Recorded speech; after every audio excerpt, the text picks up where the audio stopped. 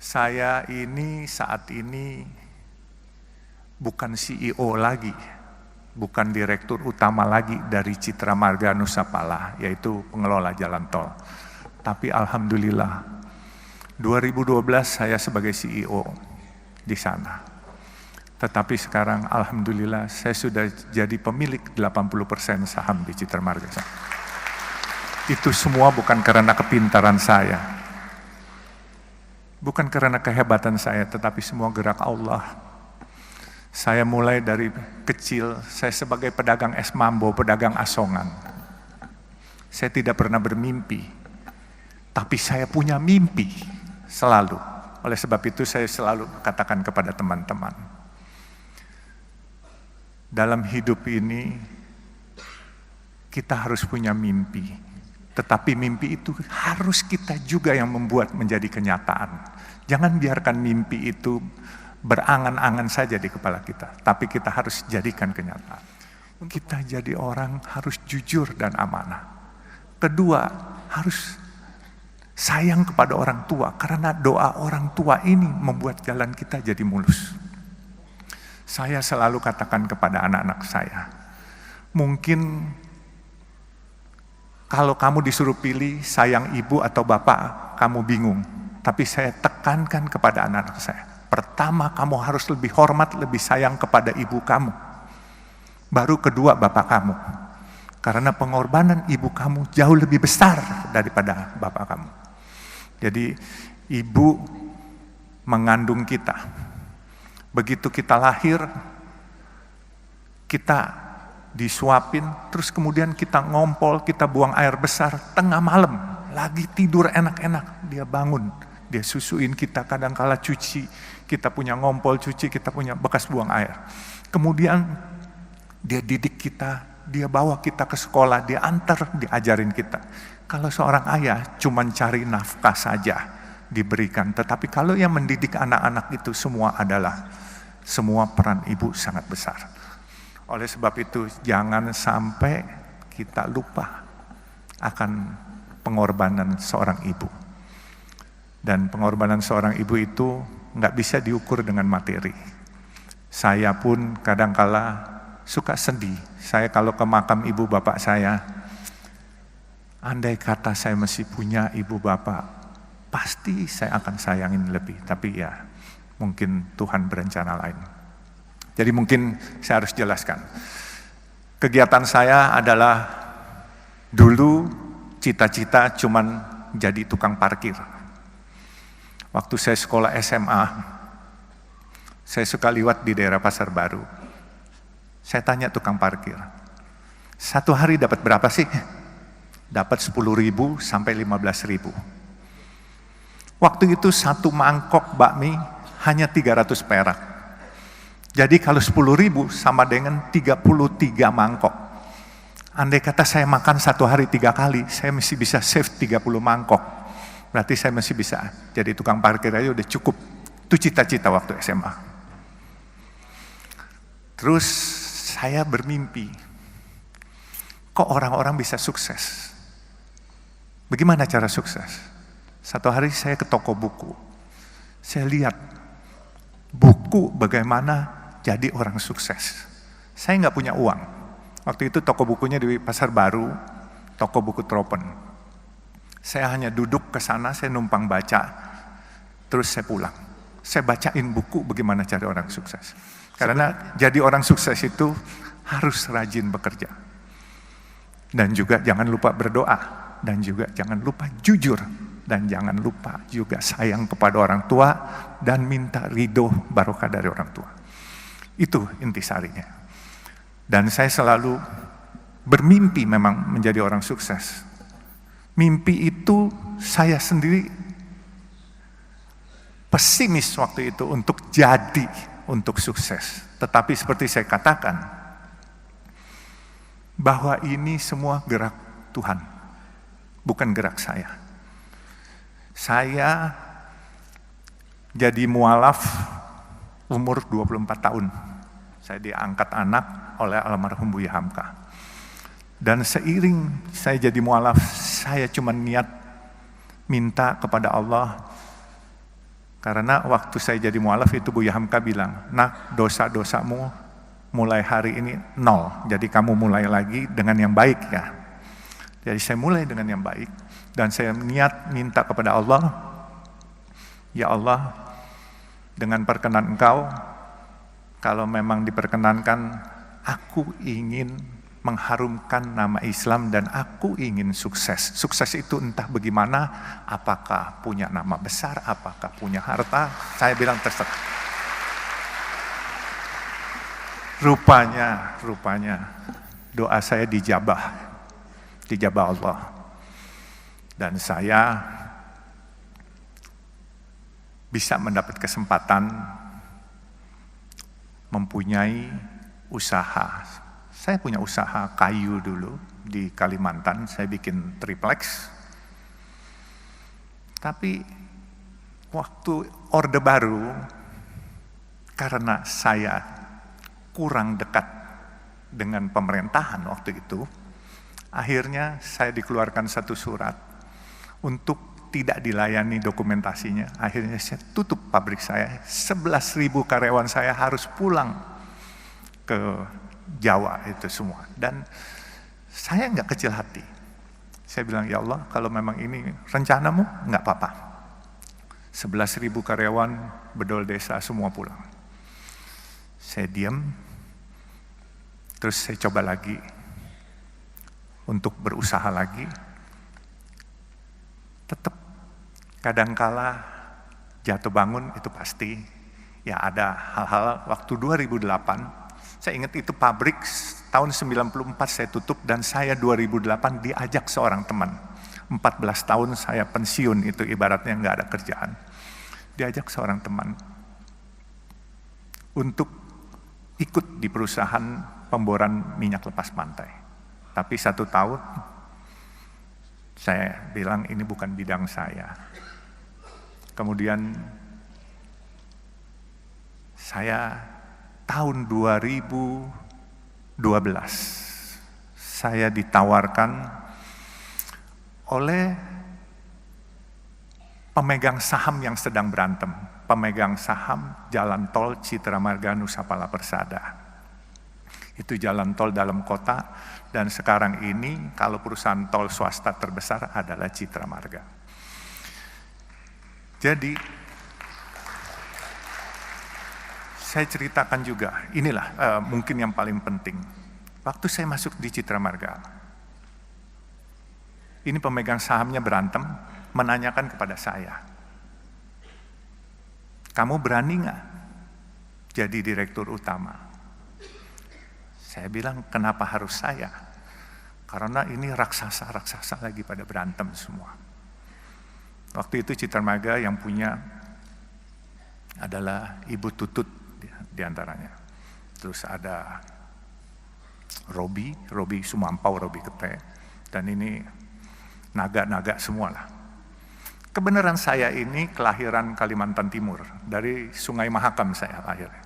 Lalu saya jawab sama teman-teman saya, "Selama enggak nyuri, saya berani apa saja," saya bilang, "dan tidak korupsi." Akhirnya saya ditunjuk sebagai direktur utama. Di waktu saya ditunjuk sebagai direktur utama, saya melihat karena ini perusahaan publik, pemegang sahamnya ini banyakkan institusi-institusi asing. Saya lihat ini perusahaan bagus. Kenapa saya bilang bagus? Coba pikirkan, ini kalau bukan gerak Tuhan, saya nggak akan memiliki perusahaan ini. Saya dulu punya perusahaan kayu, saya pernah punya restoran, saya pernah punya hotel. Hotel pelayanan nggak baik, omset akan turun, orang nggak balik lagi. Restoran makanannya asin atau pedas, kepedesan, orang besok nggak balik lagi. Makanya saya bilang, saya bisa dapat jalan tol ini, coba pikirkan jalan tol.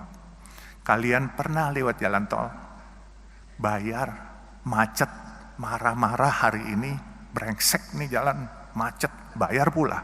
Besok kalian dengan senyum nganterin duit lagi kepada kita. Nah itu bedanya.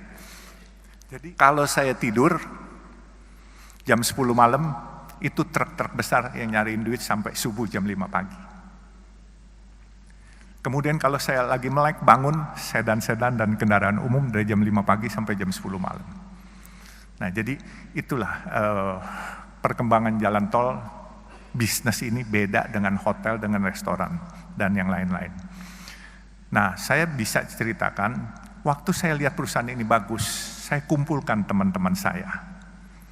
Teman-teman saya dari berbagai macam suku, ada yang Tionghoa atau yang disebut asing.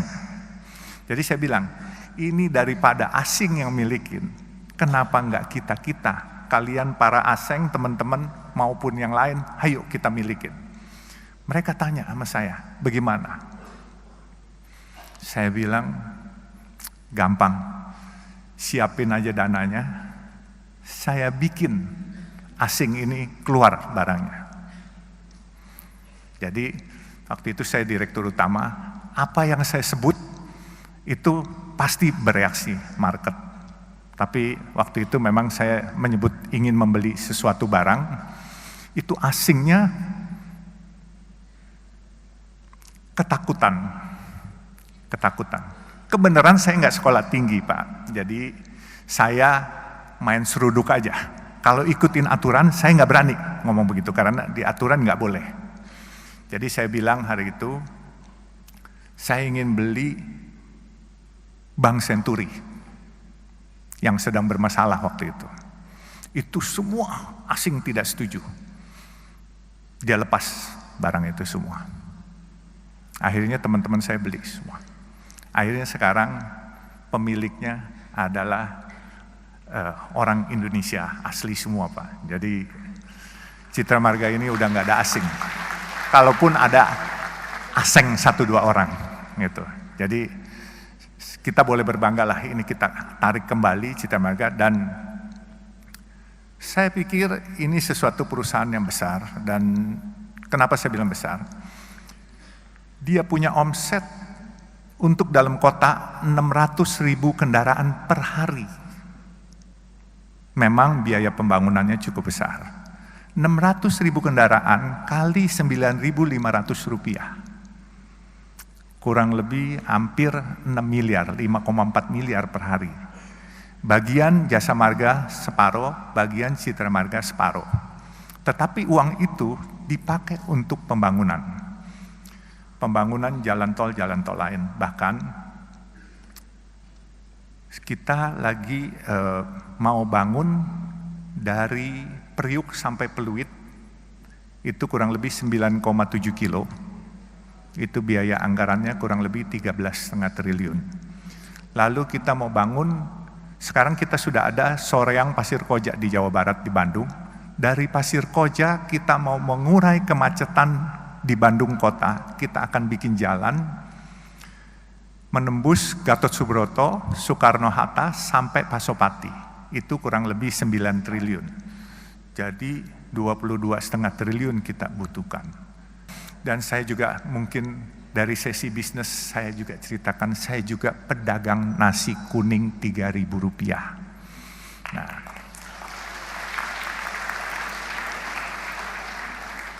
mungkin orang bertanya, kenapa saya dagang nasi kuning 3.000 rupiah? Tadi saya beli nasi kuning 10.000, saya jual 3.000. Secara matematika, orang bilang rugi, saya bilang untung. Gitu. Nanti saya ceritain kenapa untungnya. Saya kok nggak dikasih gratis saja. Kalau saya kasih gratis, saya memonopoli sedekah itu dan saya memonopoli pahala itu. Tapi kalau saya jual 3.000, saudara-saudara kita yang biasa makan 10.000, dia bisa makan 3.000, dia bisa sedekah buat orang lain yang di bawah dia 3.000 juga, dia mesti save 4.000. Jadi bukan bisnis aja yang nggak boleh dimonopoli, sedekah juga nggak boleh monopoli, pahala juga nggak boleh dimonopoli. Nah saya tekankan, siapapun yang ingin ikut program nasi kuning saya, kemarin siang baru dibuka di Kelurahan Menteng, Jalan Anyar, bekerja sama dengan SMP negeri setempat. Itu nasi kuning, tapi dia seminggu sekali. Saya biasa buka Senin sampai Jumat, kita udah ada 12 outlet. Saya ada di Semarang, di depan markas Tentara Kesatriaan, di Bandung di depan markas Yonsipur, sama di Jalan Banten, situ ada 2. Terus kita ada di Cimanggis, Karawang, dan Jakarta. Jakarta cukup banyak kita. Di kantor Sunter, di Masjid Baba Alun di daerah Warakas, Papango. Nah, itu nasi kuning, program nasi kuningnya kita harus beli dari warung setempat. Saya bilang nggak boleh kita masak sendiri, catering sendiri. Selama masih ada warung setempat, kita harus beli dari warung setempat. Ada 5 warung, kita gilir. Hari Senin warung pertama, Selasa warung kedua, dan seterusnya. Mereka tanya, kenapa? Saya bilang, kita mau sedekah.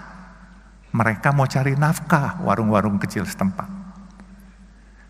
Kita mau mencari pahala, cari barokah. Mereka mau cari uang buat anak-anaknya sekolah. Kalau mereka jual 10.000, kita di sampingnya jual 3.000. Yang dapat bukan barokah dari mereka, sumpah serapah. Karena mereka tidak bisa bersaing dengan kita. Jadi saya bilang, selain kita membantu kaum duafa, kita harus berdayakan warung setempat, bukan kita matikan.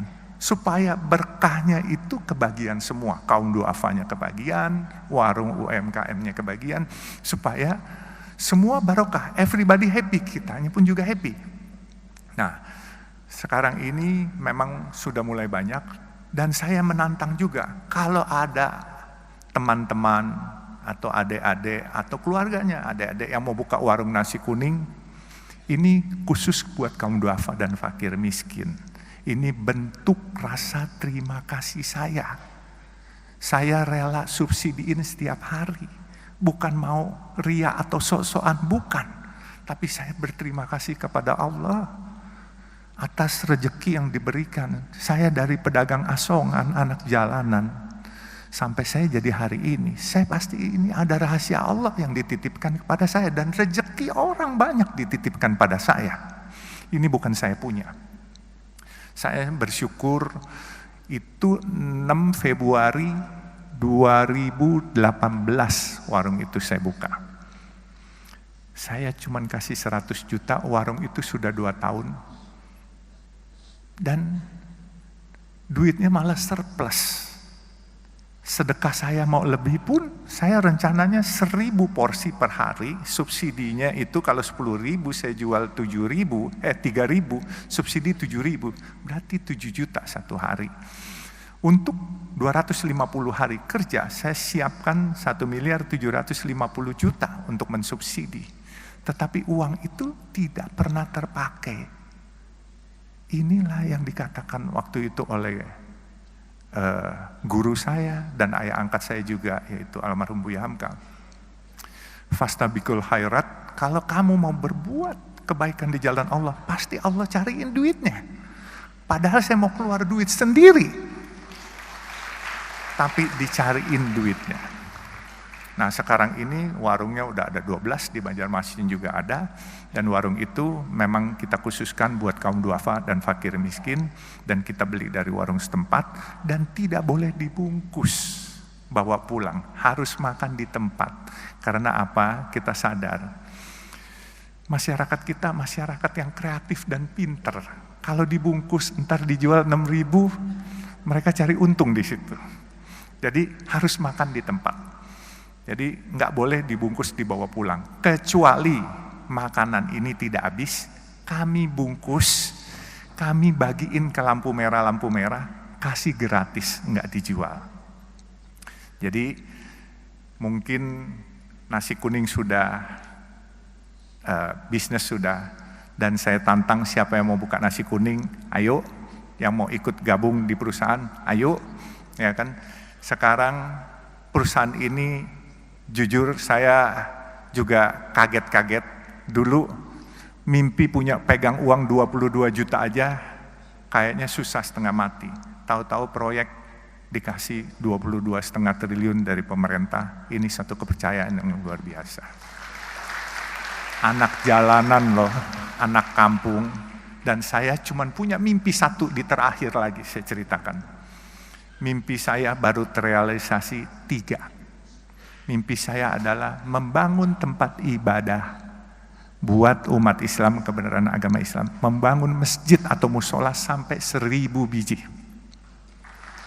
Ya. Saya baru 3. Maaf, saya bikin masjid yang oriental look.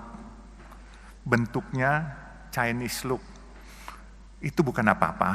Saya ingin menyebarkan syiar berdakwah. Kebenaran saya keturunan Tionghoa. Jadi saya ingin